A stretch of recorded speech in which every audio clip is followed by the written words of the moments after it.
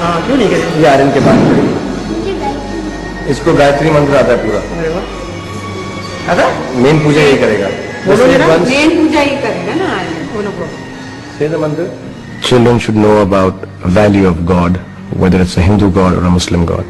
So next to Ganesha and Lakshmi, we have the Qur'an also there, and we put our hands together and say the Gayatri mantra, which my son says, and I say Bismillah with him. Okay. Thank you, Allah. I don't know. It makes me feel very emotional, where I'm teaching my children something that I also don't know very well. I'm not a great follower of religion. I believe in Allah very strongly, but I've never been forced by my parents to read the namaz 5 times a day. Bismillah, Rahman, Rahim.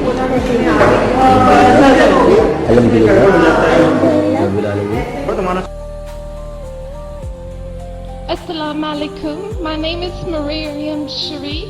I'm from Ireland and a physical therapist by profession. Alhamdulillah, I got a chance to accept Islam. But my question is, my father never got the chance, and shirk is the biggest sin. And I want to know if there is a specific dua or something I can read on his name so that his sin will be forgiven. Sister asked the question that Alhamdulillah she had accepted Islam, and she says that unfortunately her father, he died as a mushrik. So can I read any dua, anything in his name so that sin can be forgiven? Sister, the Qur'an says in Surah Nisa chapter number 4 verse number 48, Surah Nisa chapter number 4 verse number 116, that if Allah pleases, He may forgive any sin, but the sin of shirk, He will never forgive.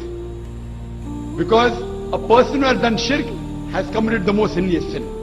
So except for shirk, any other sin, if the person is doing shirk and before he dies, if he repents, inshallah Allah will forgive.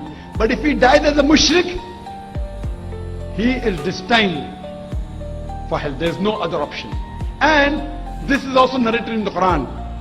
When Ibrahim, may peace be upon him, Prophet Ibrahim, when he prays for his father, who was a mushrik, then a verse was revealed that when the person is alive, you can ask Allah to give hidayah to your parents, to your father, to your mother, to your brother. May Allah guide them to the straight path. But if they die as a mushrik, and if you know they die as a mushrik, you cannot pray for them. You can only pray that, oh my God, oh my Lord Allah, make from my offsprings Muslims who will submit their will to Allah. And this is the dua of Ibrahim alayhi salam. His father also was a mushrik, but he does a dua in Surah Hajj, chapter number 22, the last few verses. He prays that make my offsprings those who would submit their will to Allah, who would be Muslims. And we find that both his children, Ishmael alayhi salam and Ishaq alayhi salam, both of them became messengers of Allah subhanahu wa ta'ala. So what I request to you, sister, you make a dua to Allah subhanahu wa ta'ala that may your offsprings be the one who will submit their will to Allah and be on the straight path. Hope that answers the question. The portion of my talk is dedicated to this. Shirk, sister, in Arabic means associating partners. It means sharik, becoming partners. In Islamic context, shirk means associating partners with Allah subhanahu wa ta'ala, with Almighty God. Shirk, in Islamic terminology, means associating partners with Allah subhanahu wa ta'ala. So if you associate partners with Allah subhanahu wa ta'ala, it is shirk and it is the biggest sin. And as far as Islam is concerned, other religions, they believe monotheism, but Islam, besides monotheism, it believes in tawheed. Tawheed is Arabic word which comes from the root word wahda. It means to unite, it means unification. And there are 3 categories of tawheed. The first is tawheed al-rububiyah, the second is tawheed al-asma sifat, and third is tawheed al-ibadah. In the first tawheed al-rububiyah, it means unification and agreeing that there is only one God, and He alone is the sustainer, the cherisher of the whole universe, of all humankind. And everyone is dependent on Him, and He is independent of anyone. This is first Tawheed al-Rububiyah, coming from the Arabic word Rabb, meaning Lord. The second is Tawhid al-Asma wa Sifat. That means unification in maintaining the names and attributes of Allah subhanahu wa ta'ala. And again, this is categorized into 5 types. Number 1 is that Allah subhanahu wa ta'ala, Almighty God, should only be called by those names which He has called Himself and no other names. Point number 2, He should be described only in that way which He has described Himself in the Quran or the description given by Prophet Muhammad sallallahu alaihi wasallam. Point number 3, any qualities of Almighty God cannot be given to any of His creation. For example, Almighty God is eternal.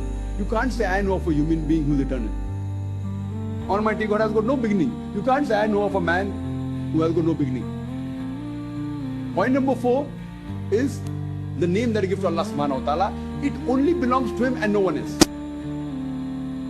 You cannot give that name of Allah subhanahu wa ta'ala to anyone else. For example, Rahman.